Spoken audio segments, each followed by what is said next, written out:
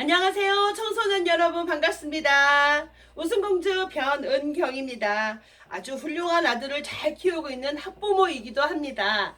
자, 여러분께서 저희 동영상을 보시고 정말 좋은 청소년 시기에 조금이나마 도움이 되었으면 해서 이 영상을 찍고 있습니다.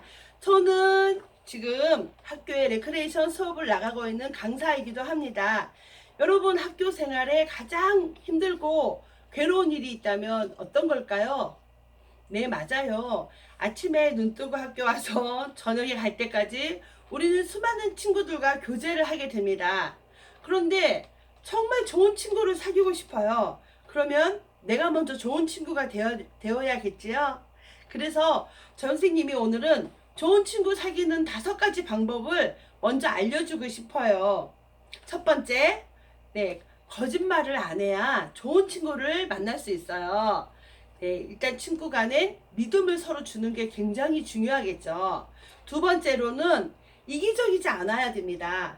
베품, 내 거를 내어주는, 네, 내 거를 같이 쓰는, 나하고 공유할 수 있는 그런 베품의 마음을 가져야 되고요. 자, 세 번째로는요, 상대방의 말을 잘 들어야 돼요. 자, 내가 하고 싶은 말은 많지만 상대방이 무슨 생각을 갖고 있는지 귀를 열고 듣는 것도 굉장히 중요해요. 남의 말을 들으면 그 사람과 마음이 통하는 1단계이기도 합니다. 자, 네 번째로는 자주 연락을 해야 돼요. 집에 갔어? 잘 있었어? 이따 내일 숙제할 건데 우리 어떻게 할 거야? 옛날에 선생님들이 그러셨잖아요. 너희는 맨날 보면서 무슨 그렇게 할 말이 많니? 그런데 가끔 보고 오래 떨어져 있다 보면 할 말이 별로 없어요. 자, 5번째로는 늘 웃는 표정을 해야 상대방이 저 친구가 기분이 좋구나. 웃는 얼굴은 정말로 좋은 일이구나 라고 생각을 해요. 살다 보면 때론 본의 아니게 내 이야기를 뒤에서 남이 하는 걸 들을 때도 있고요. 또 남이 남의 얘기를 할 때 나도 모르게 같이 동조할 수도 있어요. 그래서 선생님이 오늘은요, 정말 좋은 책이에요. 이 책은요, 열등감을 버리는 기술이라는 책이에요. 이 책은요, 일본 마스노 순묘라는 사람이 쓴 책인데, 이 책을 곰곰이 읽다 보면 생활에서 힘들 때 길을 찾아주기도 한답니다. 자, 우리를 괴롭히는 열등감과 우월감. 선생님, 갑자기 좋은 친구 사귀는 말 하시다가 웬 열등감과 우월감을 말씀하세요? 그런데 이거는요, 정말 선생님이 필요하기 때문에 알려드리는 거예요. 모두 망상에 지나지 않는다. 이 마스노 순묘가 알려주는 비교하지 않는 삶의 방식이라는 그런 게 있어요. 그래서 여기서는요, 열등감, 또 내가 인생을 어떻게 사는지, 또 누군가 나를 어떻게 생각하는지, 이런 것들에 마음이 어떨 때는 하루에는 기분이 좋았다가 어떨 때는 기분이 우울했다가 친구하고 관계도 계속 사이가 좋았다가 어떨 때 좀 소홀해지기도 하고 그렇잖아요. 근데 이 책에서 보면요, 이렇게 중간에 보면 나의 뒷말을 알아버렸다면 이라는 대목이 있어요. 그래서 선생님이 요거를 같이 여러분들하고 한번 읽어보고 공감을 해봤으면 좋겠어요. 어떠한 난관이나 심적으로 어려운 상황도 웃으며 날려버리면 앞길이 트이는 좋은 방향으로 풀려간다 라고 또 되어 있거든요. 선생님이 한번 읽어봐 줄 테니까요. 여러분 이 책 언제 필요하시면 선생님이 빌려줄 수도 있어요. 자, 한번 읽어보도록 할게요. 124페이지거든요. 나의 뒷말을 알아버렸다면 여러분은 어떻게 될까? 누가 내 이야기를 뒤에서 했는데 내가 그 이야기를 들었을 때 내 기분이 어땠을까? 라고 생각하면서 선생님이 읽어주는 책 부분을 곰곰이 생각해 봤으면 좋겠어요. 남의 입을 막을 수 있지 않는 한 소문은 어디까지고 퍼지는 법입니다. 그런데 그것이 내 뒷말이라면 마음이 편하지 않습니다. 더욱이 SNS가 보급된 요즘에는 실수로 당사자의 뒷말을 보내버리기도 하는 모양입니다. 뒷말을 알아버린 이상 나는 거기에 전혀 흔들리지 않는다는 마음으로 있기는 어려운 것입니다. 하지만 어려울지라도 이를 악물고 뱉어서라도 초연한 태도로 있는 것이 좋습니다. 뒷말을 하는 사람에게 화내며 따진들 또한 뒷말의 대상이 되지 않기 위해 반대로 그들에게 바짝 간들 결과는 좋지 못합니다. 오히려 상대방을 자극하다 말다툼이 심해질 수 있으며 또 후자는 자기 스스로가 비굴하게 느껴져 마음이 무겁겠지요.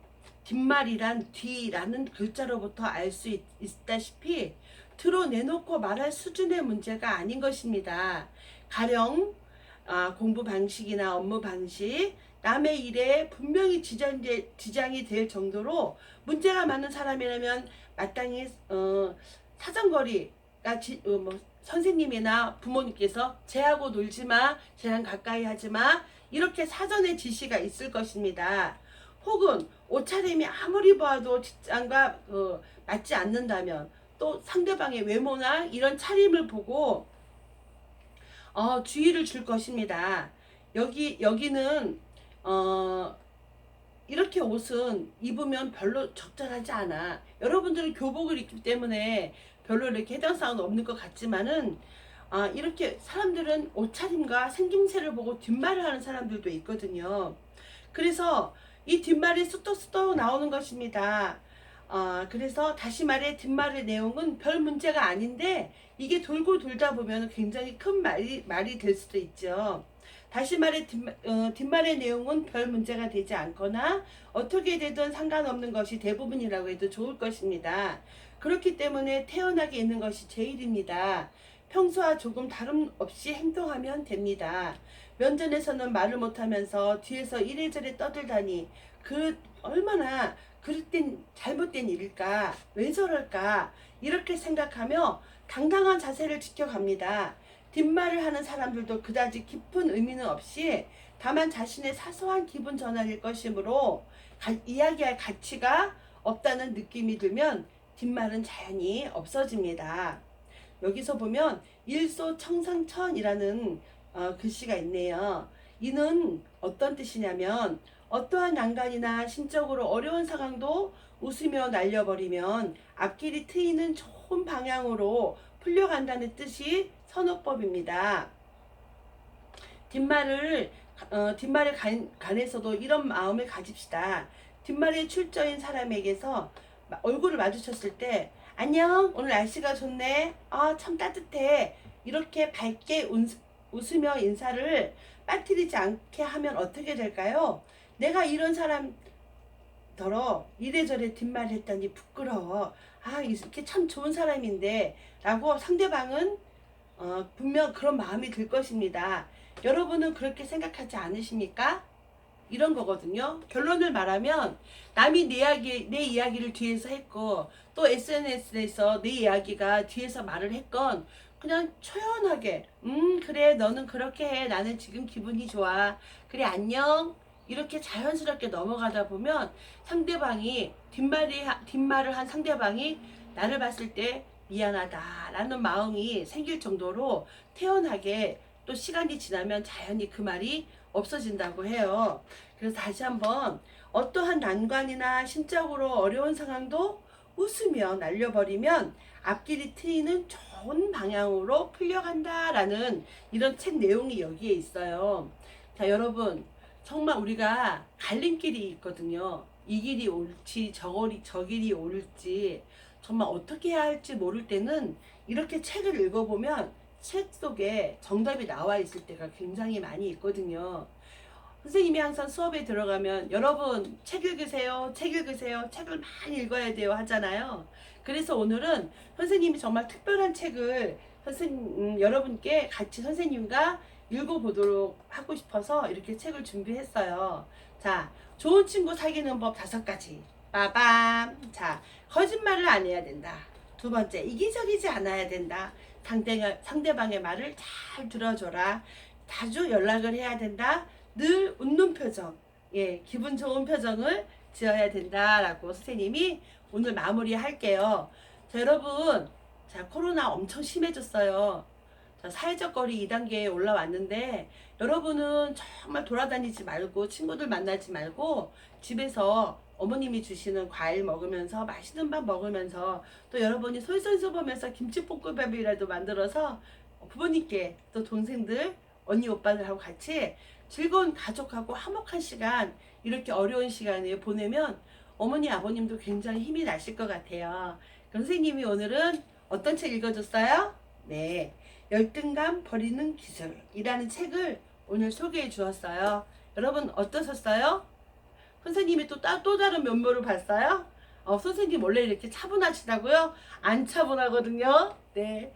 여러분 그러면 밥 잘 먹고 마스크 꼭꼭 잘 하고 다니시고요. 다음 수업에 만나요. 안녕.